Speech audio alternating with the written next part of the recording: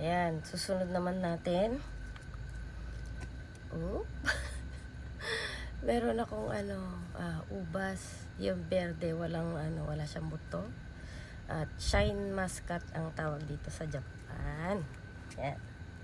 At meron din akong plum. Ayan. 3 taon ko na to siya. Ayan. Tumubo ulit yung mga dahon niya.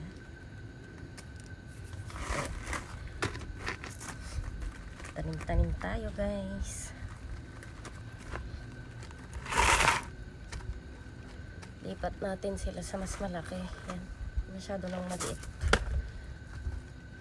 At ito naman ay kailangan natin palaguin. Diba?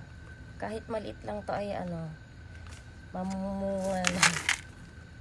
Diba? Katulad nung isang ko, yung kulay ube na ubas ko, diba? Kahit maliliit lang sila ay namunga talaga.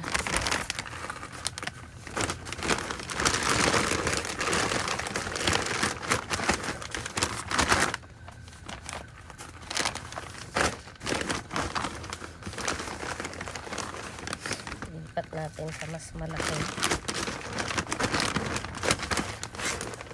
para mas lalong lumago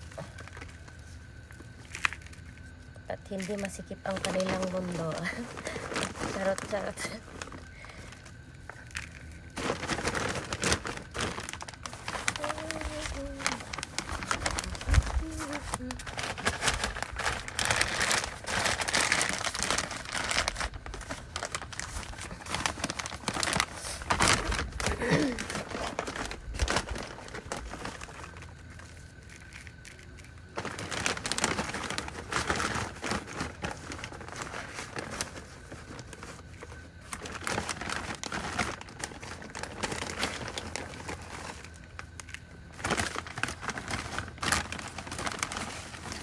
Sarap lang magtanim. Diba? Tapos mga ilang buwan lang makikita mo, mamumunga sila. Magtanim ay di biro. Pero masaya.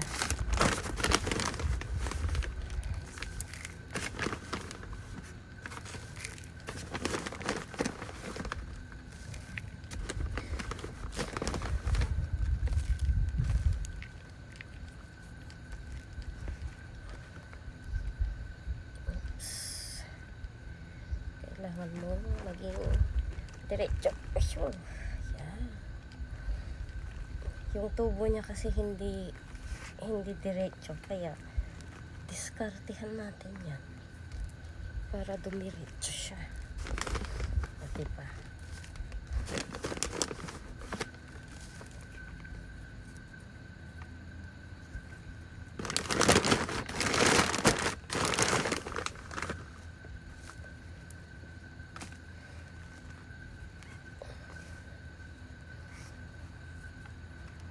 Yan, ganda-ganda niya na.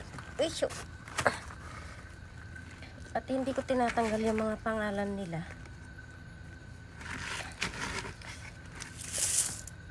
Kasi katulad nito, meron akong violet, may verde. Diba?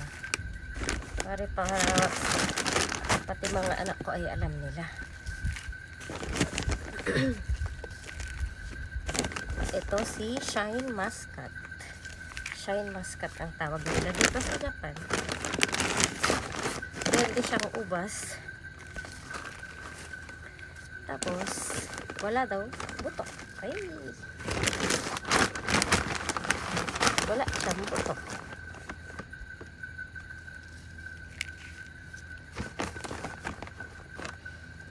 Pag humaba na siya, tsaka ko na lang siya lalagyan ng tangtay.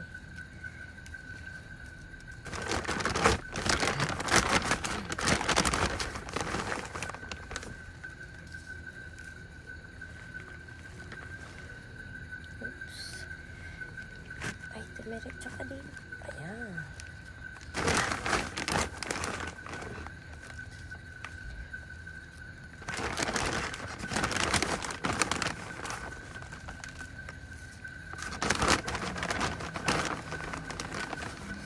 Kagandahan lang dito sa Japan yung mga nabibiling lupa kasi. Ayan. May halo na siya. Dilig-dilig na lang gagawin mo. At hindi rin naman ako gagamit ng pang kung ano-ano pa dyan.